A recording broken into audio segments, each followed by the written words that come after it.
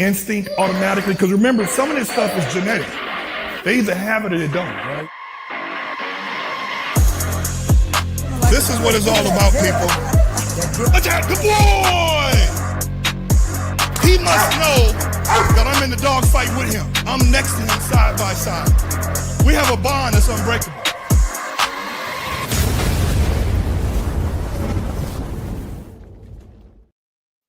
All right, now go click live now.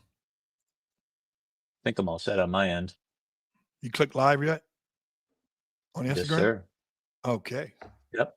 We're going to let people start coming in. They're coming in by the rows. They want to know who Only you can see how many people are coming in. I'm sure it can. And they're all coming in for you. Let me close the door here. We're gonna. Where you can see, Rick, how many people are coming in. He can't tell because I'm the host. Okay, but you can see comments right here though. Look, you gotta look at the comments. Look, people are saying. Where? You see it? Where? We here. Yeah, we live in. Okay. See that? House of Anubius. He's had an experience with some things. I think they're out of Canada, aren't they?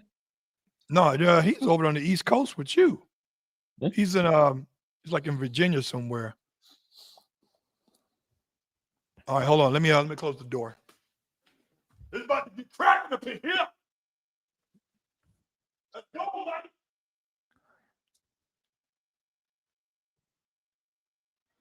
Rick, you hear me? Yes, I can hear. Okay. Oh, okay.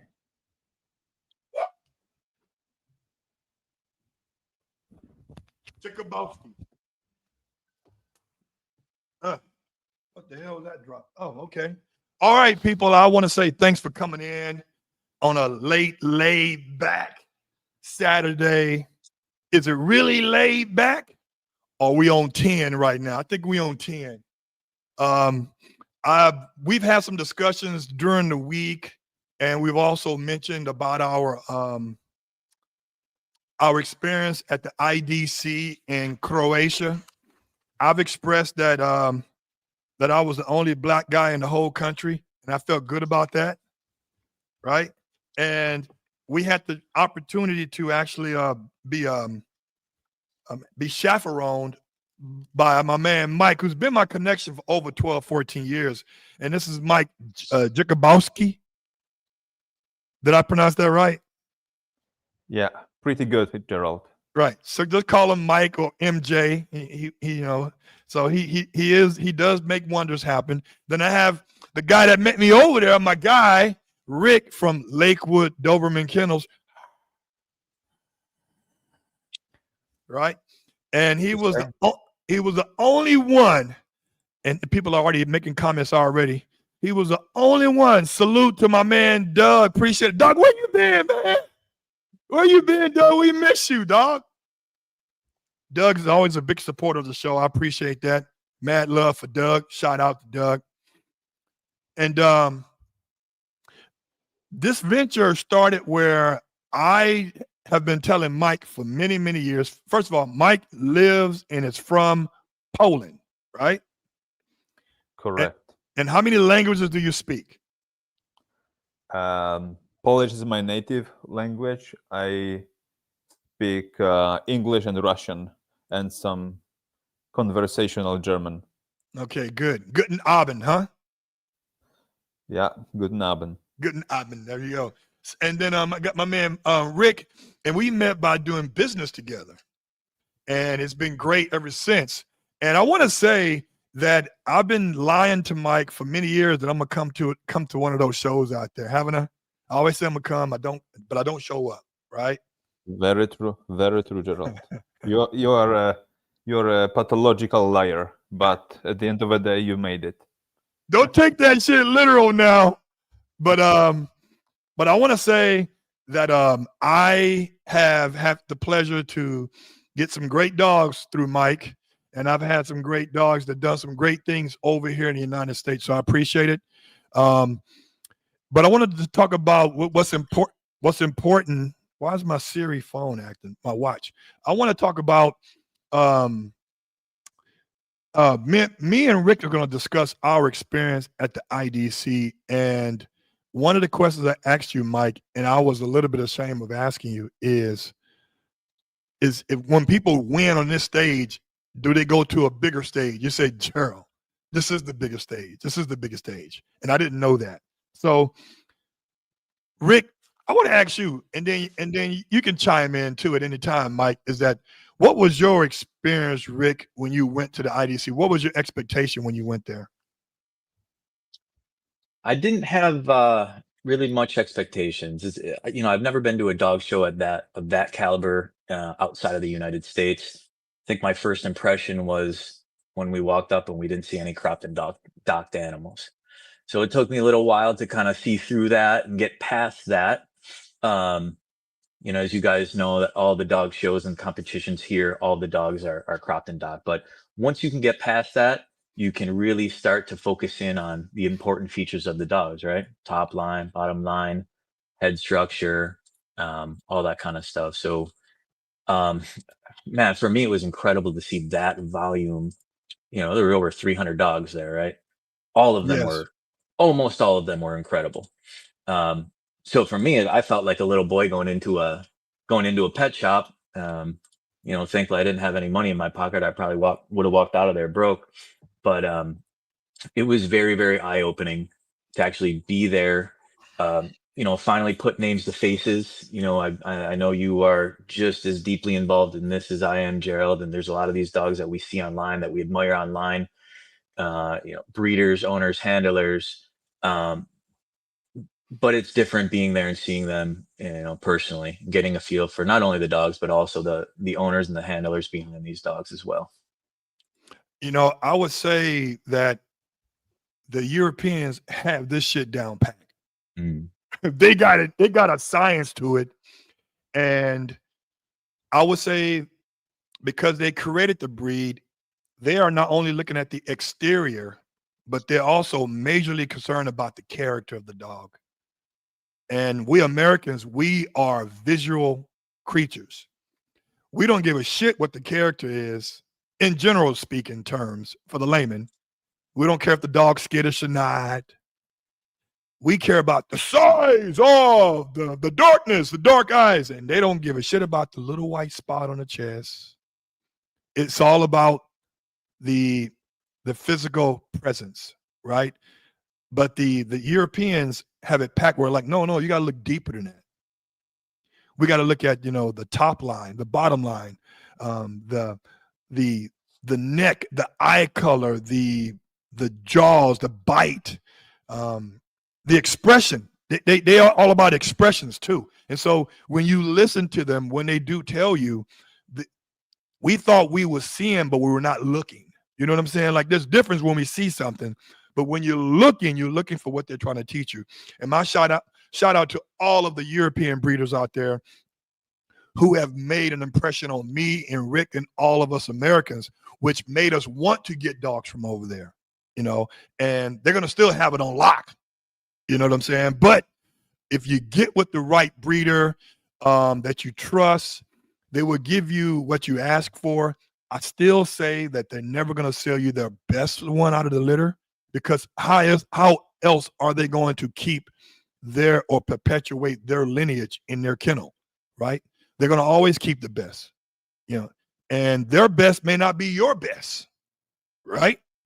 And so for me, it's like it was shocking to me, man, that when I went over there, how so many people knew me and I only knew of them, right? And the Doberman community is not as big as we thought it was. It's very close knit and they all know each other. And whether they get along or not, they come together and compete on one stage trying to beat each other. So it's positive. It's good. It's good competition. You know what I'm saying? I mean, we know over here in America, we ain't gonna all get along. We ain't gonna agree. But when we're on that stage, I'm trying to crush you, but I'm gonna do it professionally. Mike, what was your what did you think about what did you think about the IDC show this year compared to the recent ones in previous years? Well, first of all, as Rick has pointed out, he have seen only natural dogs. And actually, it is a process that has started exactly in 2000, I would say 2021, when the standard has been changed and the new rules has been adopted, and on IDC you could see exclusively natural dogs. So this is really something changing the whole game. We Europeans already know that the standard is changed and we are used to the Doberman with long ears and tail. But for you guys, this is like a completely different view on the breed. As on the daily basis, you see just cropped and dogs in your yards everywhere. So this is something, this whole phenomenon about natural Dobermans is actually happening, and we have to adopt this standard. Sooner or later, it will be everywhere. And another thing that is worth mentioning is the number of dogs. For different reasons, IDC is still the biggest show for Dobermans, but we observe less and less dogs every year, you know. This year we had something like 330. There were days, prime days of the IDC, when the number of dogs was between 600 and 700. So still there is no other show where you can see so many Dobermans in one place on one weekend. But gradually the numbers are decreasing for different reasons. And you express your interest to visit another IDC next year in Denmark, and we'll see what the numbers will be next year. I'll be there. People, like I say, Mike has been my connection for over 12 years. He is the one actually that found Brody. He's and he has this phenomenal website, and I think your website was up before Facebook got popular, right? And this is where most of the go ahead. I started in 2009, and I think Facebook was earlier. So it's yeah, and formally it's the beginning of 2009, if I'm not mistaken, February 24th, to be exact. Yeah. People, you need to go if you want to reach out to Mike and you're looking for a specific type of phenotype or genotype, or you've had questions. He is the guy that I've entrusted for the most part when I've imported dogs to find me what I want and direct me into the to the breeders that he trusts. And he's not only does he speak the language over there, but they know who he is personally, and he know who they are. And I've never had to worry about losing money, because sometimes you can send money. I've heard of stories of people sending money to parts of Eastern Europe and not getting a dog. And what are you going to do? You're going to fly from New York and call yourself going to be a badass in Russia? You come back in a box. You know, it don't work that way. And Mike has always watched out for me. And he speaks English. And guess what? He actually talks on his WhatsApp. He don't need a translating app. So I pay homage and respect when he comes to LA. I put him up in a place to stay. He's out here visiting, and he's golfing like a motherfucker. You and your golfing, man. It's, oof. I can only play golf on PlayStation. Man. I ain't doing golf out there. And but if you guys want to reach out to him, Mike is reachable. You've seen his website, but you didn't know that it was his. And it's at thedoberman.com. Don't know why they put two N's on Dobermans over there, but it's one N over here. And I got a question to ask, though. But let me say this first. I didn't like the natural look.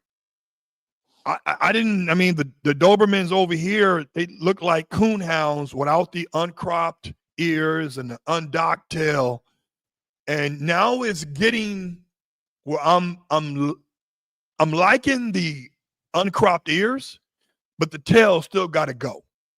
Right now, for me, like Zepter, I love the fact that he's the one that made me start loving the uncropped ears, and so did Highway to Hell, Destiny Phoenix, Highway to Hell. I love, and what makes me want to accept uncropped ears is that the head got to be big, man. The head got to be big if you're gonna have floppy ears. It's just ain't no way around it. But that leaves my question: why did parts of Europe, Eastern Europe, ban the cropping and docking when Louis Frederick Doberman, intentionally, when he created the breed, it included dock-tailed and cropped ears? Why? Well, Gerald, this is a question that cannot be answered within a few minutes. And for the sake of our podcast today, there are various reasons, and we would have to go back to study a little bit the history, why it happened to all breeds. It's not just the question of Doberman. It applies to Rottweilers, Boxers, bunch of other breeds. Doberman is not an exception here.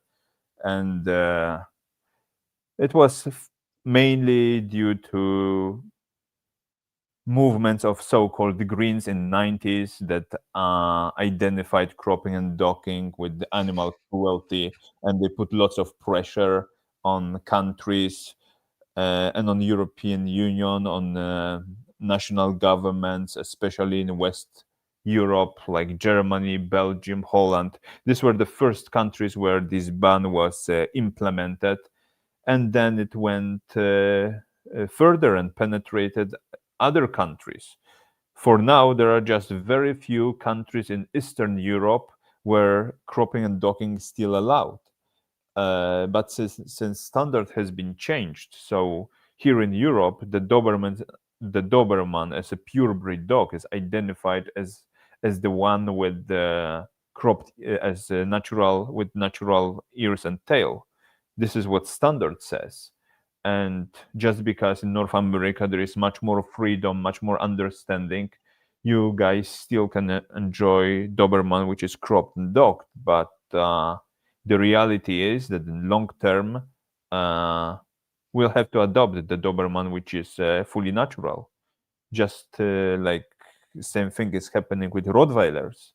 Quite recently, you did one podcast with Rottweiler breeder, and he has a natural Rottweilers. It's not gonna happen over the night, but it is the process where we finally accept the Doberman, which is a natural one, you know. Are there any shows out there? And Rick, you can jump in when you want to. Are there any shows out there that's over there in Eastern Europe that still allow the display of cropped and docked ears? Like the one we went to, the IDC, they had to be all natural. Are there any other shows that accept cropped and docked over there? There are. You can see events which are not organized under so-called umbrella of the FCI, because all the dog shows of purebred dogs, they are happening under the umbrella of FCI, which is the International Kynological Federation, and these are the formal shows where purebred dogs with pedigrees are exposed and judged by judges and according to internal regulations and standards that are adopted by all member countries. But still, there are events which are not under FCI, and there you can see a bunch of cropped dogs. Such events are happening in Serbia, Eastern countries, Balkan countries. Occasionally, some European countries like Hungary, they are organizing events where both cropped and natural dogs are allowed. But as I said earlier, it's not gonna be for long. Sorry to be dramatic, but it's quite true that the direction is one and only. Doberman will be a natural one. Okay. I hope that doesn't hold true in the United States. You know, I'm sitting here in Florida. I know we are allowed to continue to crop ears under veterinarian supervision. I'm a very big supporter of ear cropping. I think it comes standard with the breed. That being said, I do respect very much anybody who wants to leave their dog natural. I own a couple dogs that are natural as well. I can't get past the tail yet. I'm really trying, but the monkey tail, I struggle with it. Um, I think owning a Doberman, any Doberman that you've seen with cropped ears, that didn't happen on its own, right? It's definitely a commitment to the dog from the owner. And I think it's a really good opportunity for the owner to build a bond with your puppy, right? And I think that's just the foundation and one of the first stepping stones that you need to establish with your puppy. So, you get this dog, it's a young pup, doesn't know you yet, just had its ears cropped. You're putting your fingers around its muzzle, you're manipulating its ears. It's uncomfortable for you if you've never done this before. It's uncomfortable for the dog, obviously.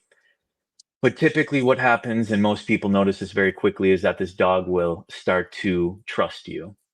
And I think it's very powerful, and it says something very important when your dog is all of a sudden allowing you to grab it around its muzzle, put your finger in a very sensitive area of its body, being inside the ear canal, but totally and calmly allow you to do your job.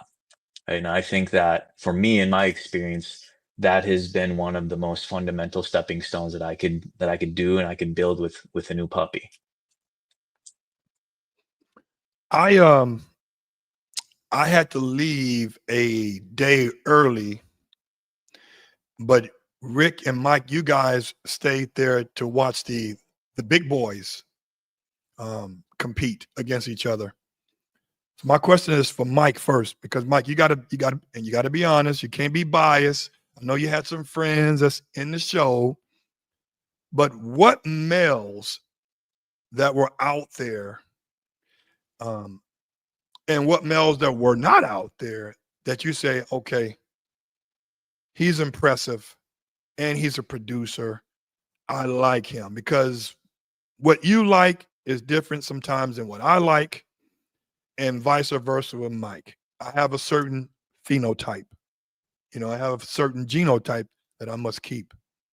But what males from this year IDC was like, okay, he's really nice. Well, Gerald, let's talk about dogs that were present. Those who were not, for some reason, they stayed at home or elsewhere. Let's talk about those that were exposed at the show. So I always look for some young dogs, because all these adult dogs that are entered in different classes, for some time they're known to me because I have seen them before, year ago, 2 years ago, and I don't look at them at something that is fresh, new, without specific excitement. And whenever you are going to a big show like IDC, you want to see some new stars, dogs that you see that they will a new path and that they can have some impact on the breed. So always my biggest focus is on a youth class of or intermediate class of both black and brown males. And this year I have seen some dogs that I have a high expectation towards them for the future.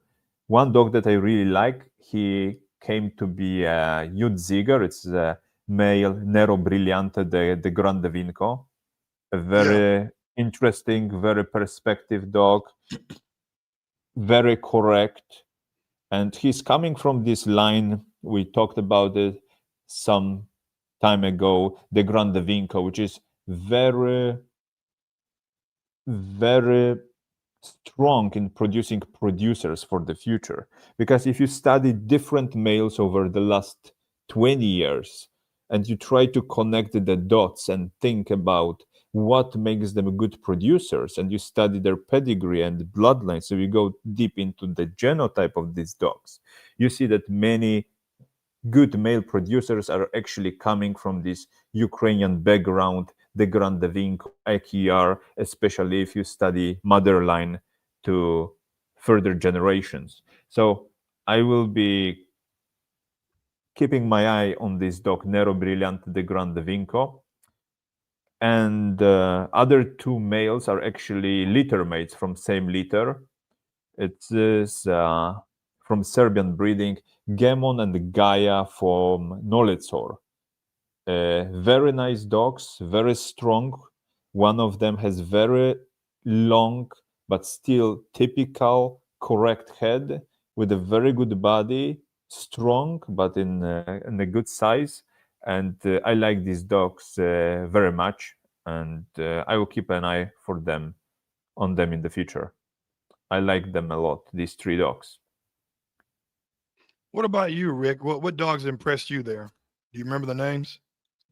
Yeah, there were two. And as soon as I saw them, I knew I liked them. It was that red boy that we saw with that woman from Finland. She's not a big time breeder. She's a very small kennel. I can't remember her name offhand. I don't know if either of you guys can, but I saw him from far away and walked right up to him. And then looking at him up close, you see a red male like that with a real deep red color, no kind of inconsistencies in his coat or anything underneath the skin. And I think you offered the woman just like $500,000, something crazy. She still wouldn't even Was budge I on there? it. Was I Yeah, there? yeah. Oh yeah, Yeah, yeah, it was the yeah, first yeah. day. That Now, dog was but you ain't absolutely paying no beautiful. $500,000 for no dog, man. I was just jonesing with her. But she still wouldn't even touch. She wouldn't budge. And I think she won the following day. So that was one that immediately caught my attention. And then there's another one that we're working on, hopefully potential future with. I don't remember his name offhand. Do you know, Mike? I will help you. The first red male that you pointed out is Look at Mike's Taikure all cocky Savion. and shit. Look, Mike's like, I remember. I'll be back. What did you say?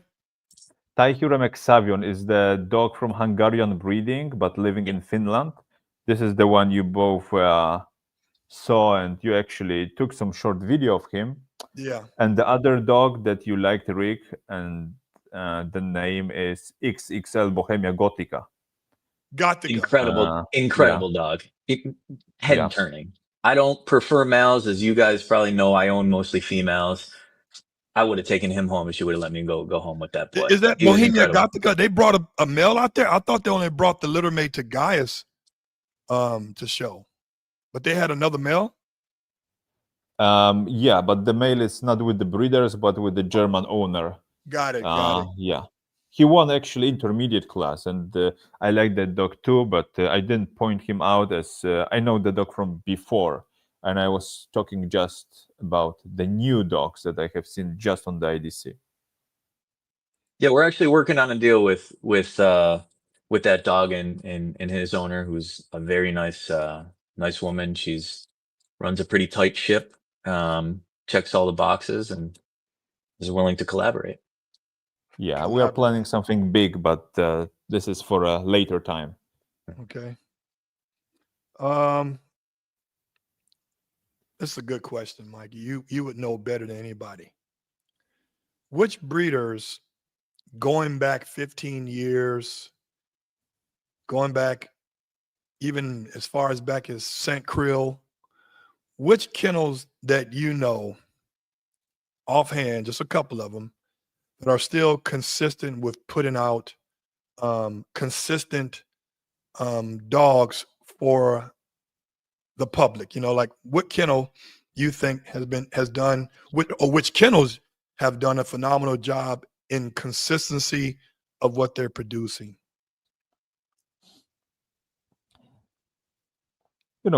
Consistency is a tricky word here, because kennels companies or industries, they have its own cycles. You can have a bunch of very successful litter from one female, but then the female is gone, you have nothing left, and then you need to create something from scratch. Or the females that you have kept are not as good as their mother, so it's hard to say which kennels are really consistent, because there are some kennels which had like their prime period of 10 years, which when they really dominated with their dogs the whole Doberman scene, but now they are gone. You're not gonna see a good quality for different reasons. But if you're focusing on consistency, then for sure kennels like Tahireme, Perlanera, Livonia, they have to be mentioned, because you can go back last 15-20 years, and year by year they are putting out a good quality dogs that are of high quality. They are not always the big winners, but whenever you see their new generations, you see that the quality is there. Yeah. For many years, also Del Nasi, you could see that now they are a little bit on a decrease, but coming back. You know, it's very hard to have this stable level through many years. But there are some that really keep this level very high, and you know, it's a hard work, and they are doing a great job, I believe. Yeah, I do like Deep Pelanetta. I do. When he does have a litter, I'm sure it's already sold. You know. Yeah, Um, probably. question: because of the CDC regulations we have here in the United States, we're not allowed to import an animal unless they're 6 months or older. Allegedly 6 months or older. What is the downfall of buying a puppy that you have to wait until they become 6 months to get shipped over here? What are the downfalls for us buyers when we're buying puppies in that stage? What's the disadvantage? Oh, there are a Not a bunch of puppy. disadvantages, actually. First of all, it's a cost. It's gonna cost you more. The shipping is gonna cost you more. The dog itself is gonna cost you more. And then, you know, it's no longer a puppy. It's not a 3-month-old puppy. So it is, you're missing some very important period, you know, that you can really socialize your puppy by yourself. You can create a strong bond with your puppy, because imagine that you're buying a black Doberman male. When he's arriving to the airport, he's 6 months old. He's already coming in a big box, like for the adult one, and he's already a small horse.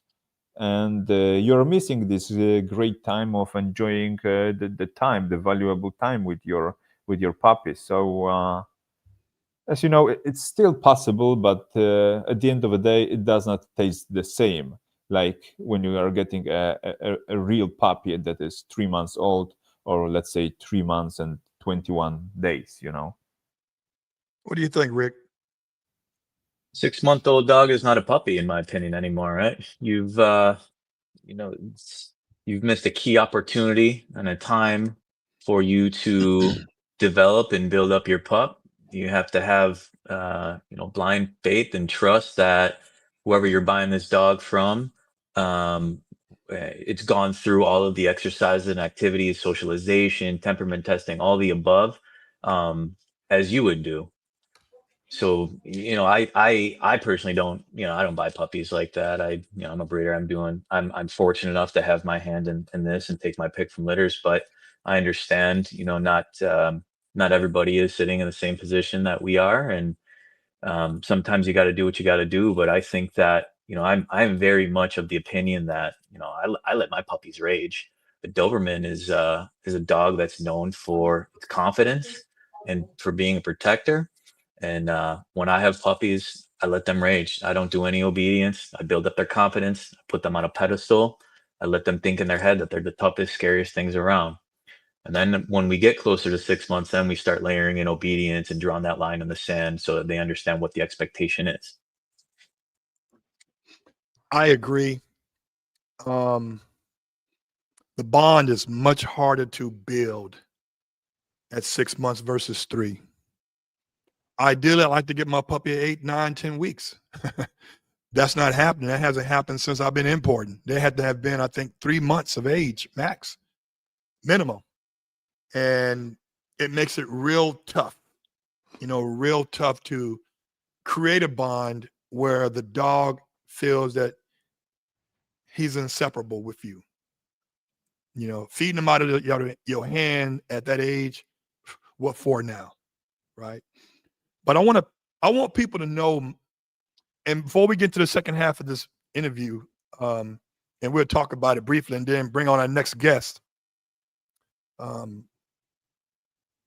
Mike, can you tell the Americans here what the word a correct Doberman means for Europeans? What is a correct dog? What is physically and tangibly and intangibly, what is considered correct?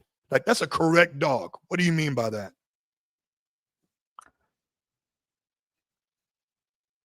In Europe, we run by standard, and we really respect standard. And for us, the standard really, really matters. The dog is described in standard, point by point. Temperament, build, structure, everything. So, since for you guys, it's mainly about some specific points that you're excited about, like expression, size, bone, deep chest, we look much deeper into how the dog looks. For us, things that you ignore, it's a big deal to us. So a correct Doberman is a strong Doberman of a medium sized, of a very harmonious build. Harmony is a critical aspect of the Doberman. Whenever you look at the dog, you need to have this understanding that he's built in harmony, that the bodies of the right length, that the ratio between the length of the neck and the length of the body is on point, that the length of the head is correct. The dog has to be in right proportions and has to be harmonious. Then the Doberman is of a medium size. We all like dogs that are, in the highest height of the standard, but the dog cannot be oversized because it's working breed. So you cannot expect from the dog that is Great Dane to be very successful in bite work. So we need to respect the fact that the Doberman is a medium-sized dog. Otherwise, it has no functionality to do its job on the field. It can't bite properly. So it has to be medium-sized dog. Then what we really admire in Dobermans is head. There is a common saying, I think, developed by Italians, that the breed starts from the head. And if you look at the Doberman head from different angles, you can count dozens of different characteristics, how the good head should look like, starting from the lines of the head, going into pigmentation, the skin, color of eyes, teeth, size of teeth, color of teeth, everything. So we really like to see a beautiful, beautiful Doberman head with the typical expression, dark eyes, that you just start looking at the dog, you focus on his head, and you just can look for minutes because you admire how beautiful the dog is. And you often observe this situation when there are two dogs in the ring, but the one with better head actually wins. And this head in Doberman, good head, outperforms the body when you judge two dogs that are standing next to each other. Because to breed a dog with a really beautiful head, it's much more difficult than just to breed a dog that has deep chest, short body, and a strong bone, So yes, the head is really a critical factor in Doberman. What do you think, Rick? From what I observed in Europe there, and Mike and I were kind of laughing about it on the second day because he already knew who was winning and stuff just off of his experience as a judge. But I was really focused on the top line a lot. Right, that's very important to me, and I think head goes without saying. But you could definitely tell the priority that the judges at these shows give to head structure and size. Now, I like big heads. It's that goes without saying for me, but I agree with Mike in the sense that they definitely are prioritizing that over the other features of the dog. Yeah, somebody asked Mike this question right here. What is the what is the height for a medium? What is the max height for a medium Doberman in centimeters or in inches? Centimeters, Actually, if it comes to males, it's between 68 to 72 centimeters with the tolerance of 2 centimeters up and down. But if the dog is too small, let's say below 68, or too big, over 72, then his grade has to be decreased from excellent to very good, So and especially on the IDC show, which does not happen on many other shows, the dogs are carefully measured. And they have this special platform where you have to stack your dog and the dogs are measured. So all males which were not in standard in terms of height, size, their grades were either decreased. Yeah, they were either decreased or they kept them excellent, So the dog needs to be in standard size. So you said 60, how many centimeters? Between 68 to 72 centimeters. This is Mike, what is acceptable by standard. Okay, Rick, converts that to inches so people can know here in America what that means. 26 to 28 on 28. males, 20 a little bit shorter on females. I think it's 24 to 26 on females, and AKC and FCI standards are the same in that sense. Okay. Last question, and then we're going to get into the second half of this. Which one do you think is more important, Mike, for breed standard and character? ZT, how you said, ZTP or IGP? I would say ZTP is more important, especially if you want to assess the dog character for a bunch of reasons, whether it's breeding or, it's a complete test where you get the clear picture of how the dog looks like, how the dog behaves in different situations, how he performs on the sleeve, on the bite work. And there is no question that the ZTP is valued higher than the IGP, especially since ZTP is judged by the selected number of judges. There are about 5-6 judges, and that ZTP is happening according to the strict calendar. So you can visit the event and see actually how it looks. So for me, there is no question. ZTP stands higher over IGP. Yeah, I am now very interested and more apt to accepting ZTP over IGP now. The only problem here in the United States that a lot of the ZTPs are being hosted by AKC, but in order to be AKC where it shows up on the pedigree, you have to go to a Doberman Club IGP. Well, most of the events my dogs are in are not Doberman Club sponsored, right? But a ZTP to me is not only given the confirmation of a dog, the correctness of a dog, but is also the temperament and the protection phase, which is his character of the dog. Now, we're going to get into the second half of this. Everybody has seen Lakewood Kennels post about him importing a dog that allegedly he did not know the dog had physical deformities. I'll let you explain, Rick, what happened and what you discovered about the dog. And the guest that I'm bringing on is the person that brokered the deal, Natalia from Stella Di Fortuna. Now, understand this, people. Stella has great dogs. I got one of them, right? And she produces nice dogs.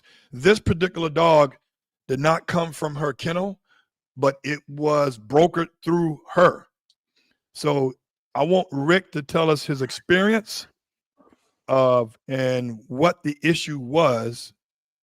And then I'm gonna ask you another question, which is why now we complain about it, right? So let's talk about that. So what happened? Okay. I imported a dog, adult dog, I think year and a half old or so, pregnant. Was brokered through Natalia. Dog showed up. I don't know, maybe 24, 28-inch scar on the side of her. This was not disclosed to me. So I mean that's essentially the issue at hand. I feel that I was buying in car terms, I was buying a certified pre-owned vehicle, right? I had my broker over there, my trusted broker, even though she wasn't the breeder, she was boots on the ground, did all the homework, got the breeding done. As you guys know, I health test my animals before I breed them, so I had her do all the echocardiogram, the hips, the elbows, pay for transportation, boarding, all that other stuff. In my opinion, there's no excuse to not see an injury that big. I'm certainly not complaining about the genetics of this dog. It's incredibly bred dog, but I feel like I was decepted, right? So I thought I was buying a certified pre-owned animal, but what I got was a salvage title. It doesn't mean that it doesn't work. Doesn't mean that I can't drive it. It just means that is not what I was shopping for. So if you guys want to know some more details, go check out my site. I do want to say though, I do think Natalia has wonderful dogs. I think she's produced some very fantastic animals. If I didn't say that, I think that I wouldn't, I think that'd just be very unfair. Gerald owns one of the dogs who Natalia's produced, and actually I have a pregnant female that we bred a couple weeks ago in Los Angeles with Cisco. So I do see value in Natalia and what she's done for the the Doberman community and what she's doing. That being said, you can have fantastic dogs. It does not mean you're an ethical breeder. It doesn't mean that you're honest. And I think that most importantly, it's it's embarrassing for me to come out and explain this and kind of air this out. But I want my mistakes to be a lesson for all of us. Sometimes we get caught up in emotional purchases, and you see things on the internet, and you want to chase it so hard, and these types of things happen. I was under the assumption that I was paying a little bit extra for this animal with the insurance policy that the breeder or the broker would support me. But the reality is when you do business, overseas, and I'm involved in a number of different businesses internationally, language is a very big issue. And, there needs to be common ground with language when you're going to not only work through problems, but also collaborate on other things as well. So this was a pretty messy deal, not only in the sense that, I got a dog that I wasn't expecting, but then also kind of the registration paperwork for the litter was being withheld, and it got pretty messy. So I'm really excited to clear the air here with Natalia and hear whatever excuse she wants to come up with here. I'm here we are. And I want to say that we all respect women and we respect each other. So we're going to try to communicate. No, we're not going to try. We are going to communicate with respect to Natalia, and Natalia's going to give the same. Natalia does not speak English, even though she's really good at writing that shit in English. In the chat, boy, her English is phenomenal. But we're going to have, we were able to have Mike. He was just so happened to going to be on anyway. He's going to translate the issues with Natalia. He's going to translate Natalia's response. So let me bring this beautiful woman in. Okay, here we go. Natalia, how you doing? Привет. All right, so Natalia, Как дела? Mike, good. Mike, tell her what we're about to discuss. Ну, рад познакомиться, Наталья. Как уже было раньше сказано Геральдом, мы здесь собрались, чтобы выяснить сложившуюся ситуацию. Мгм. Меня попросили, чтобы переводить из русского на английский, то есть я Мгм. сделаю все возможное от себя, чтобы этот перевод был правильным и адекватным. Надеюсь, смогу помочь, чтобы мы здесь нашли Я поняла тебя, решение этой Михаил, да. ситуации. Спасибо. Спасибо за помощь, спасибо за перевод. Да, спрашивайте. So Mike, So, what was her response when you told her what we was discussing? Natalia is happy to be here. She is keen to answer questions.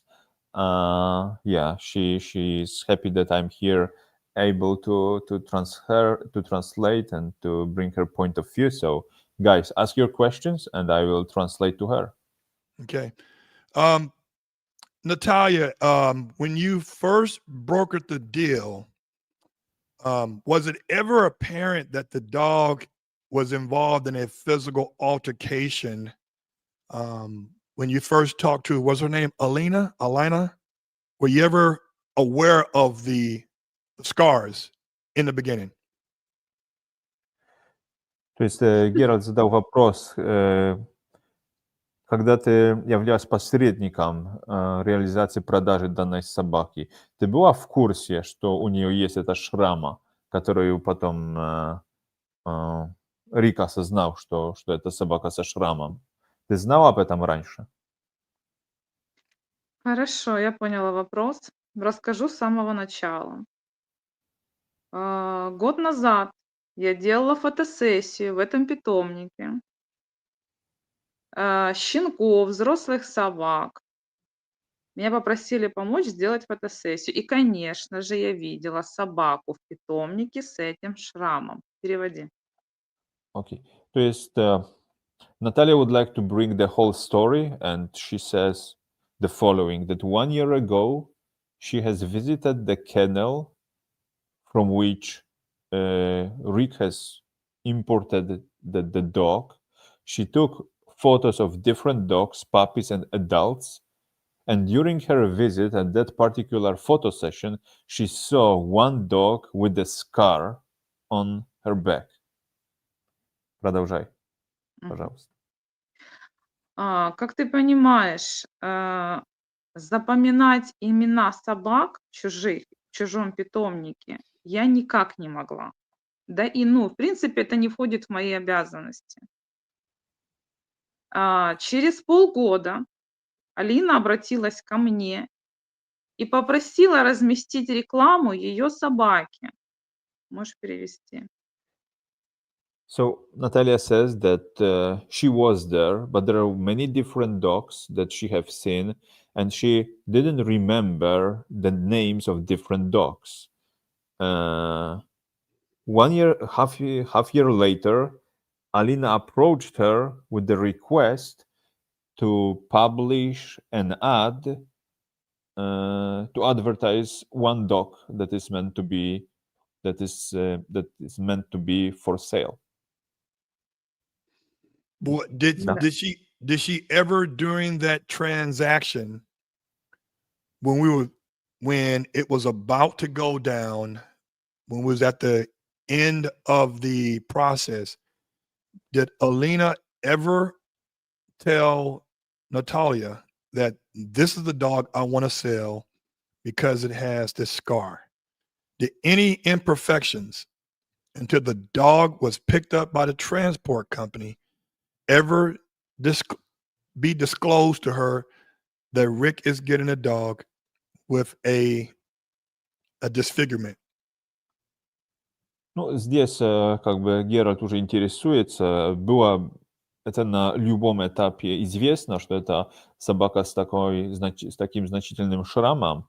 Но я так понимаю, Наталья, что ты сейчас как бы хочешь поближе к этой истории и Я сейчас хочу войдешь в этот... объяснить, Да, да, как да. возникла эта проблема и эта история. So Gerald, now she's talking in details about what happened. Пожалуйста, продолжай. Да. До этого времени я очень много продала собак Алины. И мне всегда отправлялась стандартная информация о собаках. Родословная, фотографии, видео. А, Очень редко говорилась какая-то домашняя кличка. So, Также Наталья is saying, да. извини, просто чтобы я успел все правильно Мгм. перевести. Natalia is saying that it was not her first experience selling dogs of that particular breeder. The name was mentioned and brought up already, Alina. So she had a numerous experience of, let's say, proven cooperation with her, and always the documentation of the dog was delivered to Natalia on what dog is meant to be sold or what dog is available for sale. Did Natalia ever see the dog before it was shipped? Like prior to it being shipped, did she see the dog in person? Ну, Геральт задал вопрос: ты видела лично собаку, которая продавалась, эту конкретную собаку? Ты лично видела? Я же объясняла, я видела полгода назад, когда ее фотографировала, но я не знала, что это та же самая собака, которую мне предлагают на данный момент. Дело в том, что Алина, подожди, отправила мне информацию о собаке, тесты, фотографии, презентацию родителей и ни слова мне не сказала о том, что это та же самая собака, у которой есть шрам. So what is Natalia saying that like usually Alina was sharing with her the pictures, pedigree, information on parents of the dog that was for sale, but she have not mentioned to Natalia that this is the dog with the scar that she have seen half year earlier at her location when they were taking photos.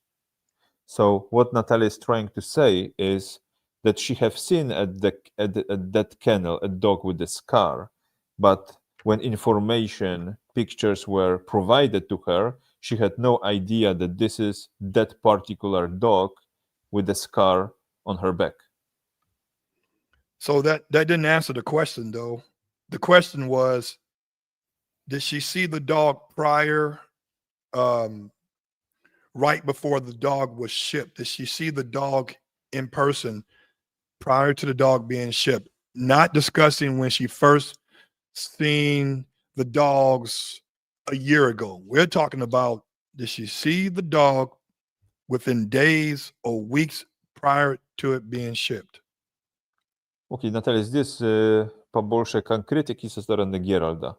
Ты собаку, которая была отправлена в США на пару дней, на неделю до ее выезда в Штаты, ты видела лично? За 2 дня до вылета. Ты видела эту собаку? Да. Natalia says that she Она have seen these приезжала, dogs она 2 days привезла prior ее her ко мне, departure. она Yeah. привезла ко мне ее на спаривание, к моему кобелю. Когда мы спаривались 2 дня подряд, то есть она улетела через день после спаривания. Ее самолет был уже запланированы и куплены билеты. То есть на тот момент что-то менять было уже поздно. Я признаю, что я виновата в том, что не сообщила, но я приняла решение, что если я сейчас не повяжу эту собаку и не отправлю Рику, он останется без своих желаемых щенков, которые он мне спрашивал постоянно, когда собака потечет, мне нужны щенки. И вот в этой Окей. панике я сделала ошибку. Окей, то есть, now in English. Natalia Мгм. claims that she have seen this female literally few days before her departure to United States because the breeder brought this female to Natalia to mate her with one of her males. So at the event of mating, she have seen that this is the dog with the scar, but she came to conclusion that it's too late to change anything. She says that she was in a state of panic and she decided that there is no chance to change anything, taking into account that Rick is waiting for puppies from this female and his customers are waiting for puppies. So she made this decision, which she says was a mistake, to ship the female to Rick. I get that, and I appreciate that. Let her know that.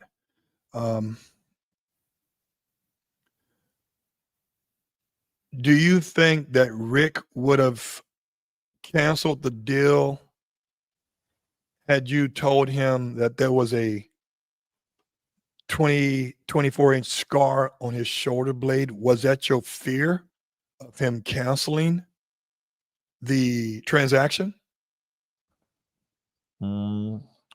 Герат спрашивает, какие у тебя были мотивы? Ты боялась, что Рик может отказаться от этой сделки, если узнает, что у собаки большая шрама, и он может просто сказать, я тогда отказываюсь и не буду покупать этой собаки.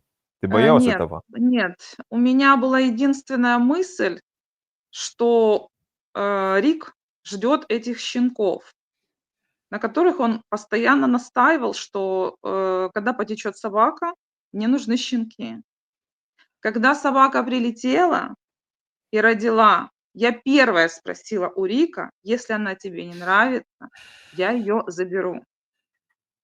So Natalia says that she was not afraid that Rick may cancel the deal, but she says that she did so because Rick was all the time saying that he wants puppies from this female and he was asking when she will come into season. So she did so because she had in mind the need of puppies that Rick has, that Rick really wants puppies from this female. And that was the motive why she shipped the dog. And the moment the dog arrived, she asked Rick and offered him that if he's not happy with the dog, she can take her back. Rick, did she offer you the opportunity? And Mike, remember, translate my question and answer to Natalia, please. Did she offer you that option once you found out that the dog, and this is a great dog, people, by the way, it's just a deformity with the scar. But as far as her putting out good dogs, and she's a good looking dog, we're not gonna take that away from her, correct, Rick? Absolutely will not take that away from her. That would be unfair. And Mike, make sure you please translate that I do think that she's produced some nice dogs. If that were not the case, I would have never tried to do business with her on this level. I'll let you start with that and then I'll get into my next point. So, Yeah, so please but Rick, let you me never answered that translate question first. though, Rick. Did she give you the option once the dog got to you? The option that she just stated to us via translation with Mike, did she give you the option for any kind of monetary subrogation on this? No, she didn't give me the option. What had happened was I brought this up to her and she immediately deflected. So the question went from or the response went from, well, I'm not the breeder, so I'm not responsible for this. And I think that our biggest disagreement on this is that, okay, I understand you didn't breed the dog. I don't have any problem with its genetics or its hips or its elbow or anything that has to do with that. You sold me this animal, and you and I had a working relationship based off of trust, which is fundamental, especially when there's distance between us. And I think she clearly just said she didn't come to me after she knew about the scar. But I do want to take a step back and just thank her for that novel that she gave us. But it's simply just not true. I gave her money back in January after she told me that she'd seen the dog. I gave her more money. Let's so Mike can translate the question first. I want her to know what you're saying. Mhm. То есть с самого начала Геральт задал вопрос Рику, чтобы он подтвердил, что ты действительно предложила ему компенсацию, то есть забрать эту собаку или в другом виде. На что Рик сказал, что нет, с твоей стороны такого предложения не было. Ты заняла другую позицию, говоря, что ты не заводчик этой собаки. И предложение с твоей стороны забрать эту собаку обратно, такое предложение не поступило. Ну, при этом Рик говорит, что это действительно качественная собака, которая оказалась хорошим производителем, но способ реализации этой сделки, ну, мягко говоря, его не удовлетворяет. Я не могу здесь показать скриншот, но он есть и у Рика, и у Геральда, где я, то есть, вернее, Рик мне пишет, что его решение, что он не хочет эту собаку. А где Миша? Hold on.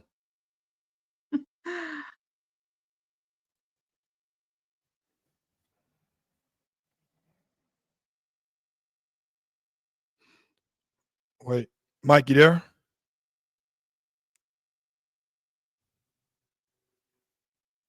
I wish I spoke Russian.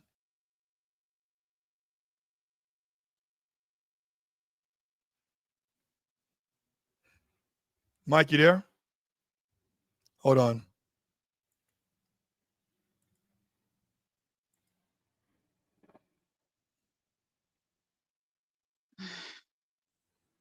See where he's at. Well, we're waiting for Mike. Hold on. Man, where is he at? Come on, guy. My English little. Look. Okay. I write to Rick.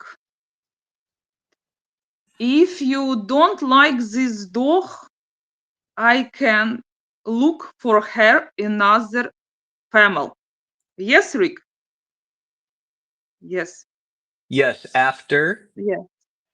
So After burn puppy. Yes? Because Yes. you want to puppy. Female born puppies. After I speak with you, if you don't like female, I'm look another female for her. Yes? Yes. Yes, You with a say caveat. you think maybe 1 week after you write me, okay, Natalie, I don't want this dog. I want you take her. I say, okay. I'm looking quickly another family for her and give you $3,000. Yes? Yes. You say okay. Sorry, guys, I'm back. О, привет. Ну, я уже как бы тут чуть-чуть там на ломаном английском, я так немножечко сказала, Ну, Наталья, что давай, да, что надо, если что. Рик подтвердил, что я делала такое предложение, можешь еще раз перевести, что после рождения щенков я предложила Рику, что если тебе не нравится эта собака, я найду для нее новый дом. Переведи, и пусть он тебе подтвердит. Rick, Natalia is asking to confirm that after puppies were born, she offered you that she will rehome this female. Is that true? She offered me a terrible business deal. So I paid $15,000 over. Don't roll your eyes, please. Let me finish. I paid about 8,000 euros, which is standard for this type of a dog. But as you guys know, I health test my dogs. Echocardiogram, hips, elbows, transportation, boarding, stud fee, transportation for the stud fee, importing, and then transportation to the United States delivered to my door. So yes, she offered me $3,000, but what we had to do was, number one, I had to sell it to one of her friends. She had 3 people contact me. They were not qualified, in my opinion, to take this dog away from me. Number one. The second one is that 15,000 minus 3,000, I still have a hole of 9,000. Or 12, sorry. Those numbers don't make much sense. So no, I respectfully decline the offer. Now I will say, Natalia did not breed this dog. And her defense has been, I haven't bred this dog. I'm not the breeder. That's right. Nobody's saying that you're the breeder. We're saying that you sold the dog and you're responsible for understanding exactly what you're selling to the public. You need to take full responsibility just as you took my money. Now, when I brought this situation to you, you literally laughed in my face, and I have the screenshots to prove it. Not only did you laugh at me, I was questioned on who are you? And then also, what are your achievements as a breeder? So for me, that automatically was an attitude that raised concern for me. Brian, why did I bring this up for so long? I'm really glad that you brought that up. I brought it up. It took me so long to bring this up because I needed to make sure that I was getting the papers that I needed to get the litter registered with the AKC. And as you know, Brian, we were just able to do that recently after a long, drawn out battle of me begging and pleading and sending screenshots, documentation from the AKC. All of my requests were very simple since the beginning. Give me what's required as per the special litter registration, and we'll get this over with. No problem. But her lack of willingness to collaborate with me as another breeder was something that put my name and the paperwork for all of my buyers' puppies on the line. Now I will mention, since Brian wants to, and if you want to have him join in here, Natalia decided to reach out to my buyers and let them know what's going on and the lack of paperwork that there are. So she's gone online and said, you sell dogs with no papers. It was almost like this funny laugh in my face. Ha ha ha. You have no papers. We were lucky enough to get this across the finish line because of the pressure that I put on her. So let me ask you a question, because I really like both of you guys. And Natalia, I still rock with you. You got good dogs from your kennel. And Rick, I rock with you too. But I understand, Rick, why you delayed the inevitable, because if you poke at a sleeping bear, then you be careful what you get, right? So I know about if you piss her off now, the paperwork really ain't gonna crack, right? Yeah, and this time out, we knew that we were traveling to Croatia. I Yeah. still had somewhat of a working relationship with Talia. I knew that she was entering dogs in the competition, and I wanted to give her another opportunity to resolve this amicably. I am not an unreasonable breeder. I'm not an unreasonable dog owner. Shit happens. I get it. Things happen. But the way that this situation was handled and the way that I was treated and spoken to was very clear from the beginning that the intent was deception and lying. So I was offered a replacement puppy by, you guys know the answer to this? By the breeder of the dog, who I think, in my opinion, is also just as much of a victim as me. So the breeder, Alina from Animovero Kennels, which I respect very much. I think it's very admirable of her to step forward and say, listen, my name's on this. I don't know how I got tied in this. I'll give you a dog, but you got to pay for the shipping. Well, I can't pay for, I'm not going to send another $4,000 over to Ukraine. How about we get Natalia to take care of this? The situation was Natalia said, you got to go out and figure out how you're going to sell that dog. Sell it for $3,000. I got a couple people that want to buy this $15,000 dog for $3,000. And then you send another $4,000 to Ukraine and roll the dice again. It doesn't make any business sense. That's not a solution. Let me ask you a question, Rick. During the whole process, and then we're going to try to come to a, I want to mitigate this because I didn't bring you guys on to go back and forth, but I brought you guys on to have dialogue, right? Because we're grown people. In the beginning, during the process, did you ever know who the breeder was before, or did you ever know? Were you ever able to communicate with the breeder directly? Yes or no? No, and I mean, I look at pedigrees. I could go and do that. I know what kennel this dog came out of. But she brokered the deal. It makes no sense for me. It doesn't make any sense for me to go talk directly to a breeder of a dog when I'm buying it from somebody else, right? I breed a lot of dogs, and I'm sure people resell them after me. It don't make sense for these people to come approach me when they got a bad deal that had gone down with the new owner, right? So, Gerald, you sell me Cisco tomorrow, and he shows up at my house with a 28-inch scar on his back. What am I going to do? I'm going to go hand Natalia her ass? No, absolutely not. That would be unfair. It'd be on you. Right. So let me ask another question.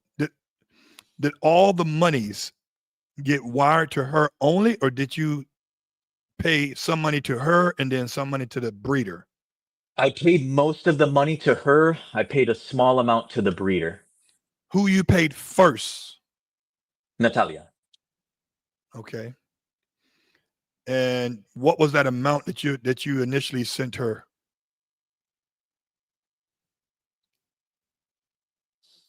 I sent a number of wire transfers. I show you go back to this. We tried to do bank wire. She didn't like that. Requested Western Union, wires to different people's names. It was very messy from the beginning, but again, I was already in. To answer you straight, I think the first deposit was for $3,000.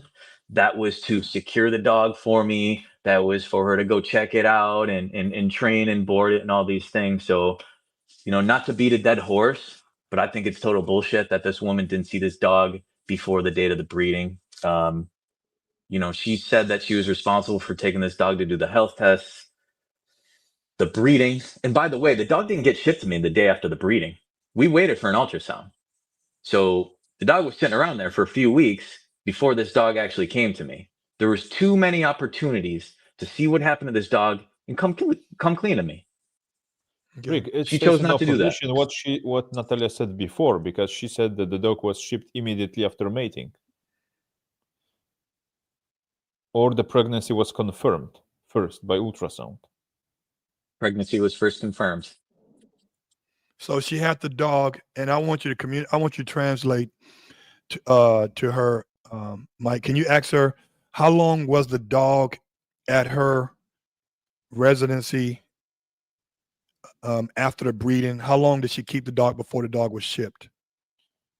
Наталья, здесь просьба, хотелось бы пояснить. С момента вязки, которая произошла у тебя, как долго собака жила после вязки у тебя до момента отгрузки в США? Ни минуты. Ну, И у раньше меня тоже почему мы просьба. спрашиваем? У меня собака не жила ни минуты, ни до вязки, ни после вязки. Миша, у меня большая просьба. Переведи, пожалуйста. Если меня приглашают в эфир и просят рассказать, почему тогда не дают мне сказать то, что я хочу рассказать? Я 2 раза пыталась рассказать свою историю, меня все время перебивают. Окей, давай я сейчас это озвучу. Давай, скажи, То есть, что она никогда... Это ложь заводчика. Чистая ложь заводчика. то есть здесь немножко here is expressing Natalia that she is here to speak her view as well, and she would like to present her version. And now she is just listening to what you guys have to say, and she has her version that she would like to present, and that's why she's here. So let's clarify this thing, what happened after the mating, and then let Natalia say what she has to say. Ну, Наталья, давай, конечно, мы сейчас здесь будет время рассказать все с твоей точки зрения. Но, если я так понимаю, после вязки, потому что Рик сказал, что беременность у суки была подтверждена УЗИ, и после УЗИ она была отправлена в США.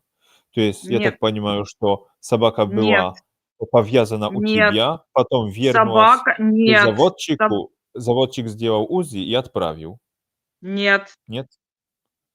У меня есть переписка, где я пишу Рику, что собака забирает после вязки курьер на следующий день. Через день у нее билет на самолет. Собака Окей. никогда не ждала УЗИ, никогда не жила в моем доме. Это все ложь.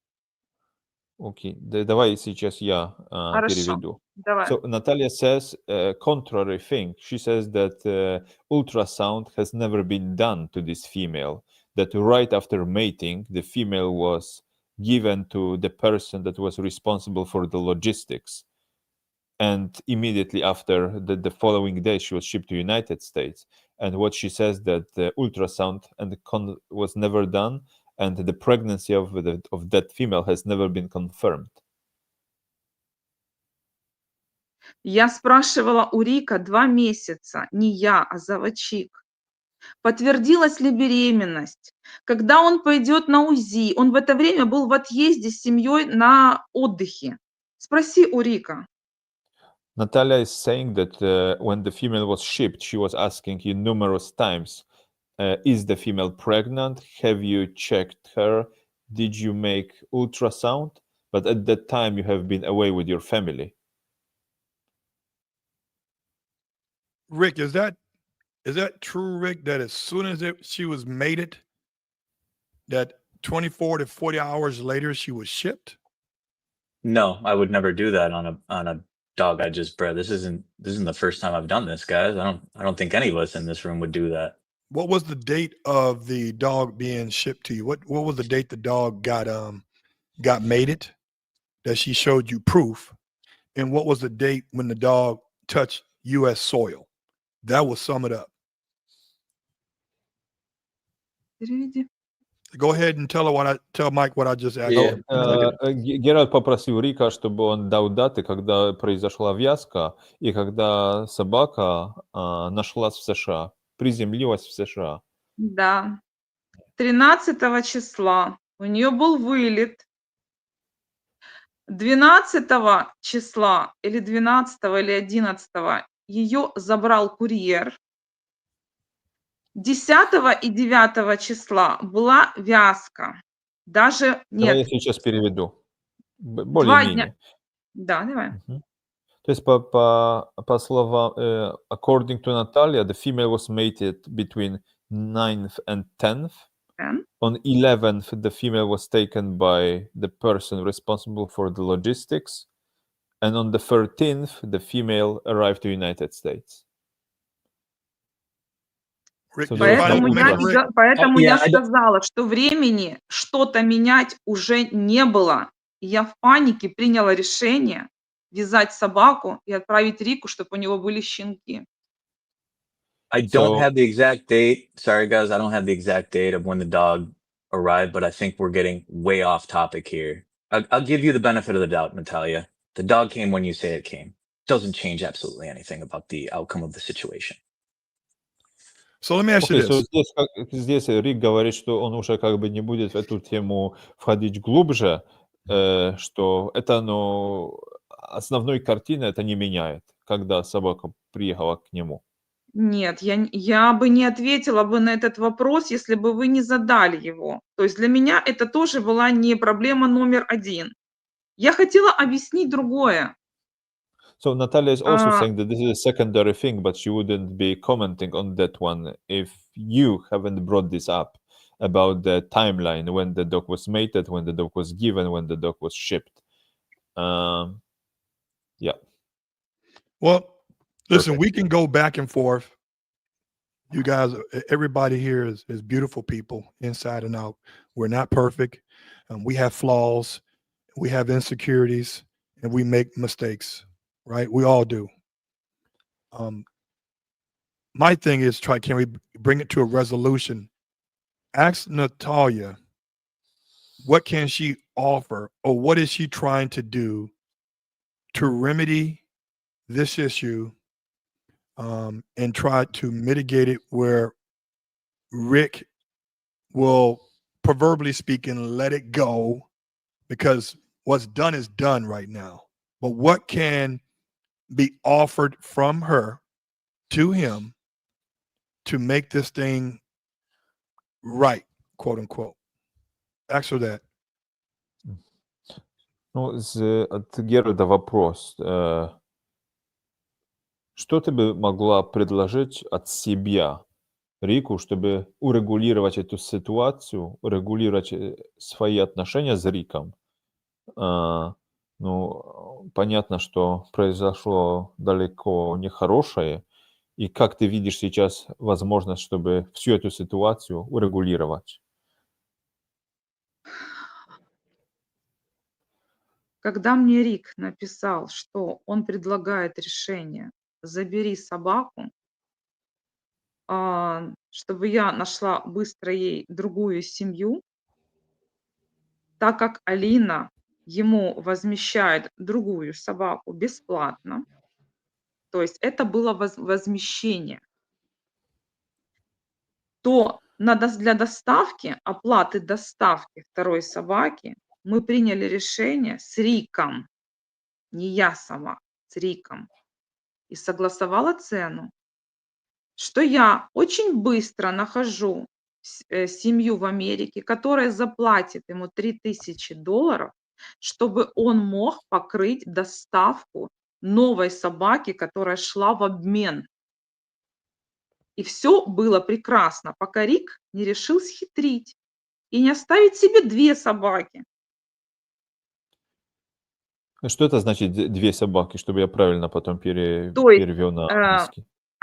я поняла. То есть Алина ему дает вторую собаку бесплатно, как возмещение, потому что Рик сказал, что эта собака, Далида, ему не нужна, и он хочет, чтобы ее забрали.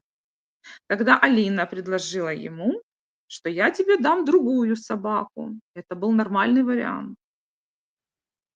От меня требовалось найти дом для Далиды с возмещением $3000 для доставки. Я нашла Окей, я дом. понял. Ага, Да, давай, дай мне сейчас перевести. давай. So Natalia says that the uh, following offer was given to Rick. The breeder, Alina, gives Rick another dog for free of charge as compensation, but the logistics has to be paid. Natalia, on the other hand, takes the female with the scar from Rick, sells her elsewhere in the United States for the value of $3,000, which is meant to compensate the logistics of the dog that Rick is getting as compensation. So the female with scar, the sale of this female for $3,000 was meant to finance the logistics of the new dog that Rick was supposed to get free of charge. And what Natalia kept saying further was that Rick didn't like that idea because he tried to keep both dogs. The new one that he would get as compensation and the one with scar that was meant to be sold by Natalia elsewhere in the United States. So according to her, this is the offer that was given.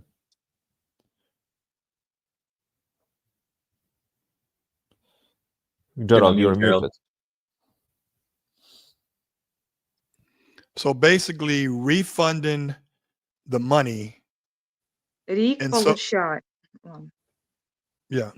So basically not refunding the money or pay the shipping directly, paying the logistics directly out of pocket from her to the actual shipper was not a option. But the only option is to him to sell the dog that's here, and then he used those proceeds towards the new dog. Now, Rick, correct me if I'm wrong, and then we're gonna sum it up in this conversation. That the dog makes great puppies, so you never wanted to resell the dog. You just want to get compensated for the deception of the scar, correct? Yeah, I feel that I overpaid for this dog. If I would have known what was under the hood when it was sent to me, I wouldn't have paid that much. You would have And bought her still. Oh, if you yeah, I given think the option. I think she's a wonderfully bred dog. I'm going to do a whole nother follow-up series of how fantastic this animal is. She runs beautifully. The scar that she has doesn't impact her physical ability as far as we know yet, but the solution that this woman is offering is essentially letting everybody else pay for her deception and her lies except for her, right? So Alina is coming in and trying to save her name and offering her free dog when I don't think that this woman Alina needs to be giving me a free dog. I think it's very nice that she's offering it. I think it says a lot about her, but I don't think she needs to lose anymore. On the other hand, her offer is for me to sell this dog for $3,000. Well, thank you very much, but I'm capable of selling dogs for much more than $3,000, especially ones that are proven, especially ones that are titled, especially ones that have had all their health testing done. It's not worth $3,000. So in my opinion, the right solution would be come out of pocket and ship me this dog. And if not, just tell me straight up, you're not going to do anything, and that's fine. Okay. So I think we had an impasse here where, and translate this to her, Mike, that Rick's not going to resell the dog. That's number one. Number two, he feels that he Okay, should not be paying. let me Go ahead. first translate. Значит, Наталья, позиция Рика следующая. Он не хочет продавать этой суки со шрамом, потому что утверждает, что она дала ему хороших щенков, и он видит в ней перспективу, но при этом он лично считает и убежден в том, что он переплатил за собаку со шрамом в разы, потому что собака с таким дефектом не стоит 15 тысяч. Он не заплатил 15 тысяч. И хватит врать. Он сегодня у меня даже в Инстаграме написал, что он заплатил 8 тысяч евро. Собаку он написал, пока доехала до моих дверей, оказалось 15. То есть он хочет сказать, что долетев до Америки за 8 тысяч, ему с аэропорта довезли за 7. Второе, Окей, подожди. Наталья, Второе, я сейчас подожди. я только переведу. Потому они тебя Наталья, перебьют. Просто они тебя нет, перебьют. нормально, но потом будет Мой слишком много доходов, чтобы мой перевод. курьер делает доставку адресно, хоть на край другой части Америки, за ту цену, которую оплатил Рик, и ни цента больше. Он ничего не мог доплачивать. Okay, Rick, here Natalia is clarifying that you said that you overpaid for the dog with the scar, but she says that the dog was originally sold for 8,000 euros, and you claim that the dog cost you 15,000, but if the delivery to your doors cost you 7,000, it doesn't mean that the dog value was 15,000. She says that the dog was sold for 8,000, and she has it in correspondence. So this is the dog cost versus your final cost, right? Yeah, guys, listen. I feel like we're beating a dead horse here. Scammers will do anything to deflect the reality of the situation. I asked her for $3,000 to cover the cost of shipping for a dog that Alina wanted to give me. That's it. It doesn't have to go any farther than this. She's not willing to give it up. She wants to use everybody else's money to kind of try to pay for and fix this. I will tell you, this is not the first dog that she's got me on. It's the second one. I never came public with the first one. Natalia, you know about the dog you sold me with broken canines. We don't have to get into that now, but that's where I'm with this. You had your chance to make it right. You laughed in my face, asked me who I was. Just come out straight up and say you don't want to come out of pocket to make the situation right. And I think that speaks a lot about how you do business.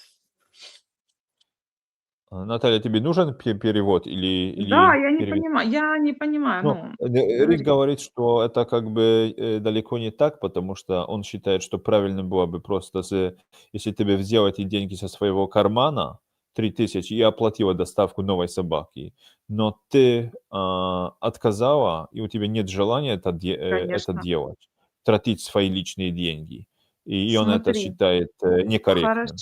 некорректно, хорошо, спроси его, когда он меняет покупку, которая ему не нравится, у него забирают товар и меняют на новый, правильно?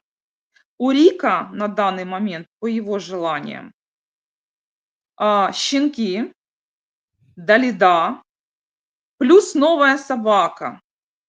О какой компенсации еще может быть речь? Он и собаку не отдает, и получает новую. Natalia is saying that if you have a claim and you sold things by the book, then you give away the dog you don't like, you get the new one. But you want to keep the dog, you want to get the new one, and still you got the puppies from the dog you don't like. So she thinks it's too much. I think that's fair. She's entitled to her opinion. Well, listen, we can go around in circles here. We know what's been done. We also know what needs to be done. And if it's not done, then we live and we learn. I mean, in the breeding game, Rick, you know, and I know, and Mike knows, Natalia knows that there's no guarantees. People make mistakes. People make, whether it's intentional or not. But we always have to keep our head on a swivel and always like trust and verify. Trust but verify. I want to. You guys stay on. I'm gonna tell Natalia. Tell Natalia thanks for gracing us with her time. I know that it's late where she is, and let her know, Mike, that we'll be talking soon. And tell her to keep a smile on her face. And we're talking. And let her know her boy Cisco is doing really, really good in IGP world. Герат хотел тебя поблагодарить за то, что ты нашла время. Он сказал, что мы все люди, делаем ошибки. Здесь мы можем как бы каждый, и ты, и Рик, повторять несколько раз свою версию, и как бы и ты, и он останется при своей версии. Наконец, хочет тебе тоже сказать, что его собака хорошо развивается в Америке, и с ней все хорошо. У меня вопрос. Наталья has a question. Да, который я хотела спросить. Откуда Рик взял такую версию, что собака жила у меня? Это вранье заводчика или это его личная выдумка? Natalia is asking you, Rick, from where did you get this knowledge or opinion that the dog lived with Natalia? Is it something that breeder told you, or this is your own conclusion that you have voiced here? It's going off of the text messages and communications that we had through WhatsApp from the moment I gave her money. I never spoke to the breeder until I brought this issue to Natalia's attention. And when I brought the issue to Natalia's attention, she immediately washed her hands and sent me the breeder's information. And at that time, I was in communication with the breeder. So you are saying that this information came from the breeder, that the dog lived with Natalia. No, Natalia told me that she had the dog and she was taking care of her. I didn't have any contact with the breeder until after she came to me and until after the dog arrived to me. And I started asking questions, but I never had any contact with the breeder. It was all done through Natalia. There was nobody else involved. It was directly Natalia and myself. So you're saying that this was Natalia who told you that she kept the dog, that the Yes. dog lived with her. Yes. So Rick says that Рик говорит, что ты ему сказала, что собака живет у тебя. И Это это в ложь. переписке. Нету этого в переписке. Пусть покажет She- мне. She Я says сама it's лично a lie размещу and эту she has переписку. she Я has лично never said размещу the dog lives переписку with her. вот этого скрина у себя на постах. Пусть мне Okay. покажет, что я говорю, что эта собака живет у меня. So, She wants Mike, to just see, ask her then. Does that change the outcome of the scar and the fact that she didn't disclose that, or does that change that at all, or no? Because I don't think it does. Ну, Наталья, так или иначе, это не меняет общей картины. Как бы ты Нет, продала собаку почему со он шрамом. сейчас на всю страну меня оклеветал, а когда я прошу перевести, что я готова выложить его скрин всеобщему обозрению, чтобы оно подтвердилось или оно опроверглось, что я писала, что собака живет у меня. Я хочу понять, в чем меня обвиняют. И не надо на меня клеветать. Natalia is saying that she's ready to publish the correspondence where she has never said that the dog lives at her place or lived with her. So she says it's not true. Okay, well, we'll take her word on that, but it doesn't change the fact of what she did. So. Ну, как бы Рик здесь опять не будет как бы рассуждать этого, жива у тебя, не жива, но так или иначе была тобой продана собака с большим шрамом. Зачем изначально клеветать на меня, обвинять меня во лжи, если это была придуманная ложь, не знаю кем, Алиной, Риком. В общем, хочешь переводи, хочешь нет. Ну, ты понял ситуацию. Он платил 15 тысяч, оказывается, 8. Собака жила у меня, оказывается, она не у меня жила, уже неважно. Ну, общий вопрос какой ты хочешь Да. задать, Наталья? Потому что здесь это касается Я и поняла. Алины. Я хочу хорошо, я так скажу. Все, что требовалось от меня, какие от меня требовались услуги изначально, да? В поиске собаки, ее спаривание, ответственность, гарантия денег, чтобы они никуда не пропали, отправка беременной собаки и рождение щенков, чтобы получить. Я с этой задачей справилась. Я свою работу выполнила. Со шрамом Алина это скрыла наместно или забыла мне сказать. Это будет на ее совести. Но меня обманули так же, как и его. Вот это переведи, пожалуйста. Okay. So Natalia is saying that she was approached with a certain task, request, whatever you call it, that she is to find a dog, to be responsible for mating of the dog, that the dog gets pregnant, and to secure the whole transaction so that the money is successfully received and given to all parties. And this is what she did. This is what she did. This is what was initially expected from her. She doesn't know why she was not told about the scare on the dog. She says that it's the breeder thing, whether she forgot to say it or she didn't say it for some reason. But this is on the breeder. So she sees here herself in some part also as a victim, because what she was supposed to do, she did. She did the service she was asked for. That's All a right, very well, unique way to look at things, but okay. Thank you very much, Natalia. Okay. well, let her know that I appreciate her coming on, and I was hoping that we can come to a resolution. I'm sure at some point they will, and tell her thanks for coming on this late at night. Большое спасибо, Наталья, что ты нашла время и пришла и высказала свою точку зрения. Геральт и все очень рады. И вам спасибо, что хоть Наталья is чуть-чуть thanking выслушали меня. from her as well. Okay. Что? Давай. Спасибо, Слушай. что хоть чуть-чуть выслушали меня. She's happy that at least she could say her version and Yeah. that you listen to her. All right, take care. Давай. Спасибо. Thank you, Natalia. Thank you. Thank you, guys.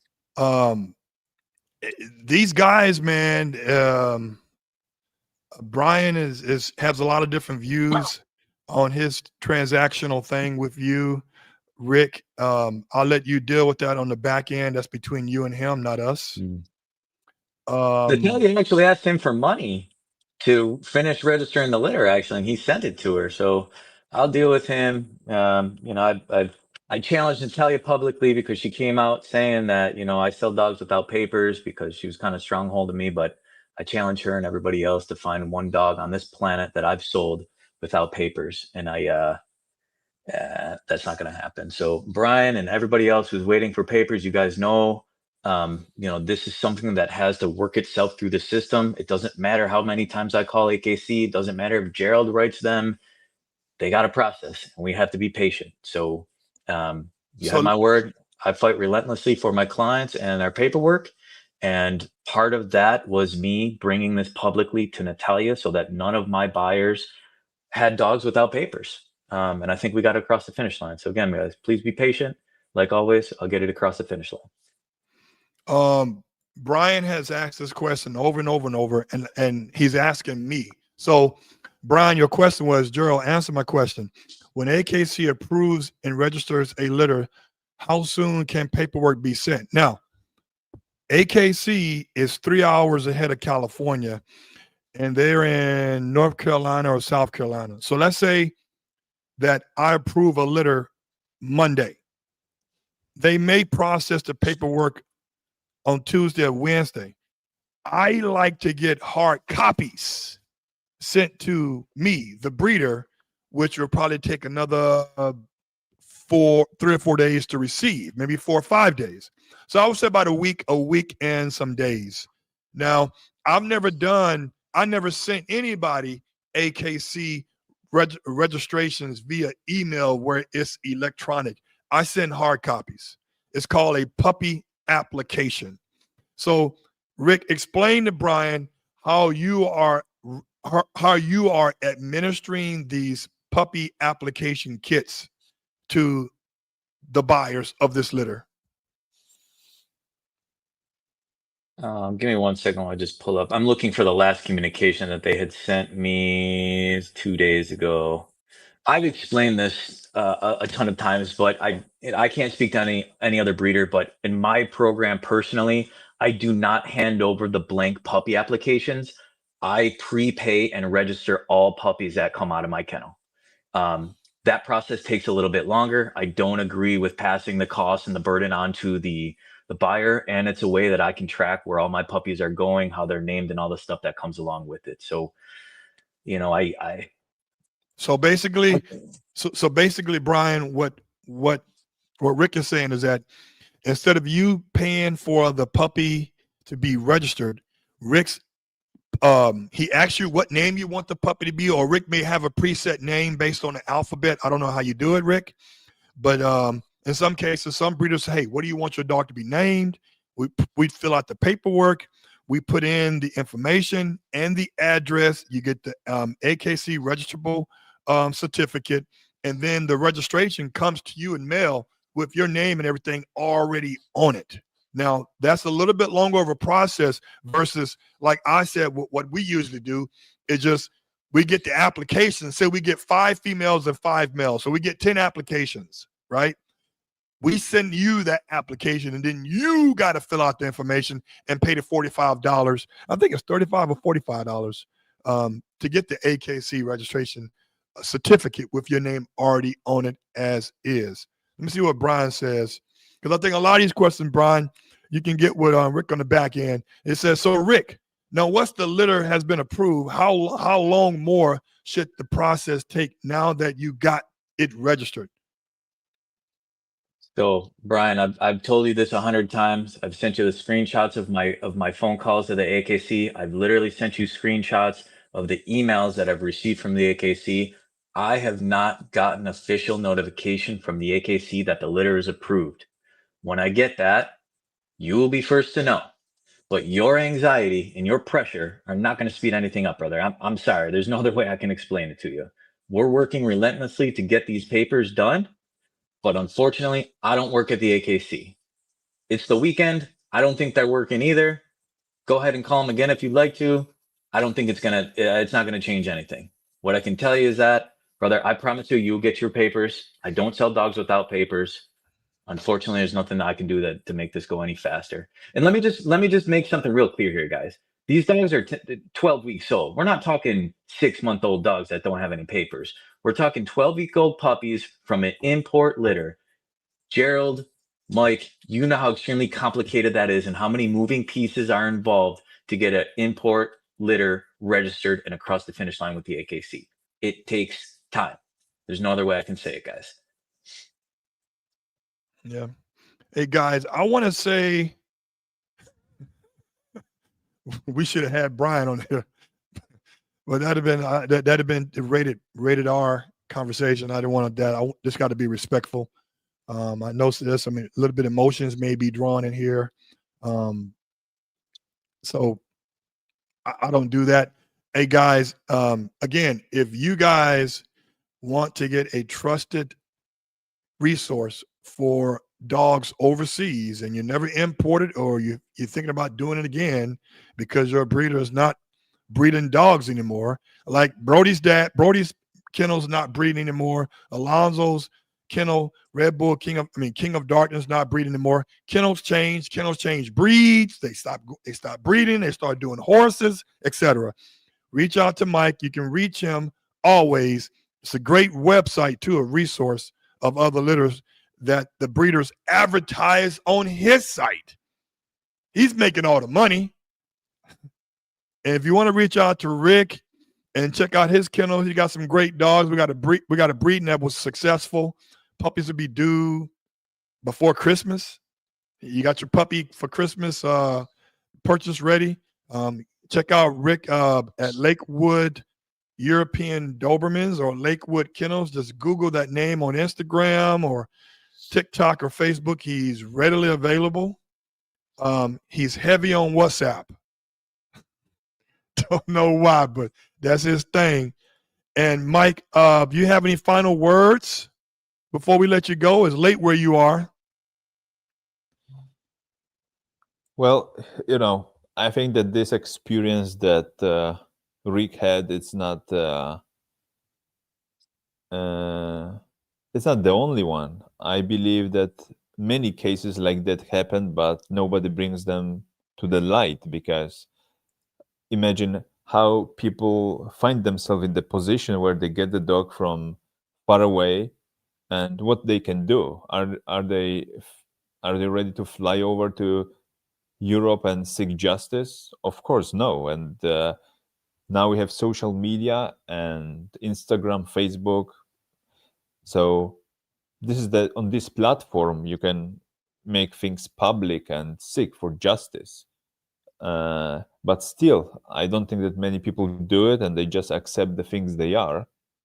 And I think that there are lessons that we can learn from this Rick experience that would help people to avoid similar in the future. Listening carefully to Rick and Natalia I think that there were just too many parties involved in the whole deal. I mean, we know that there are people that help, that are present as broker agents. You can call them how you want, but there should be a clear transparency and honesty. Like, if the person helps to sell a dog, she cannot hide the name of the breeder. She cannot hide the documentation. Everything should be presented up front to the buyer. So he has to know what dog he is buying, the name of the dog, pedigree, kennel, who is helping, is he in a good relation with the breeder. There has to be a good transparency, because otherwise you know that something is wrong. Someone is not trusting someone, whether it's in terms of money or something else. So when you have this doubt, yellow light, it's better to say no when you think that the deal is not right.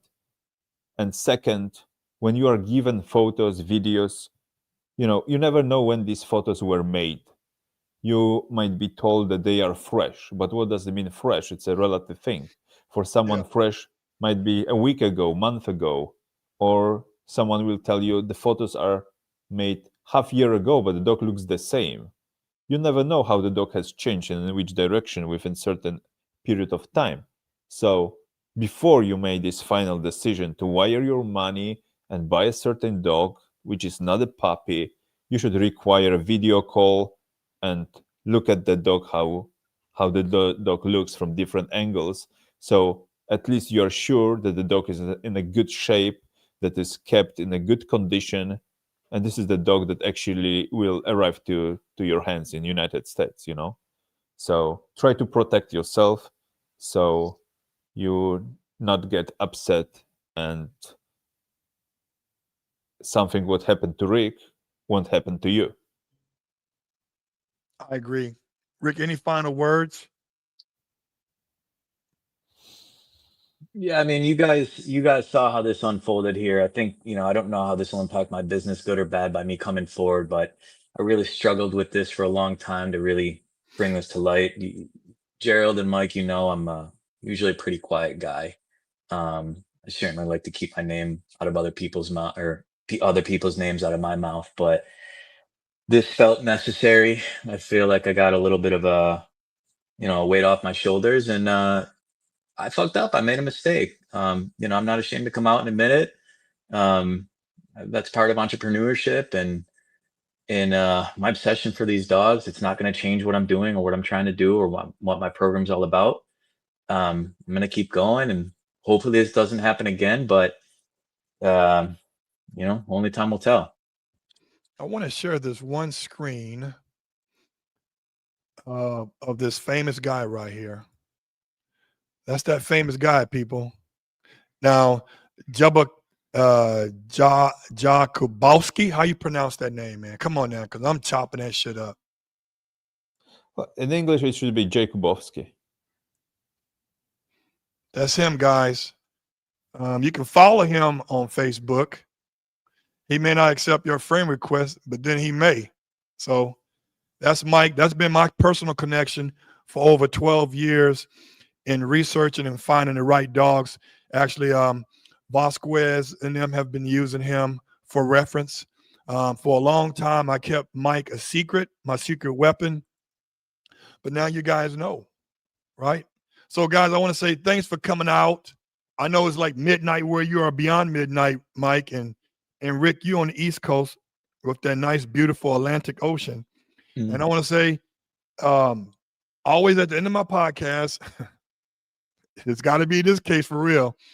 I want to say, gosh, I should be saying it right now. Listen, be resilient, but be responsible. Until next time, take care.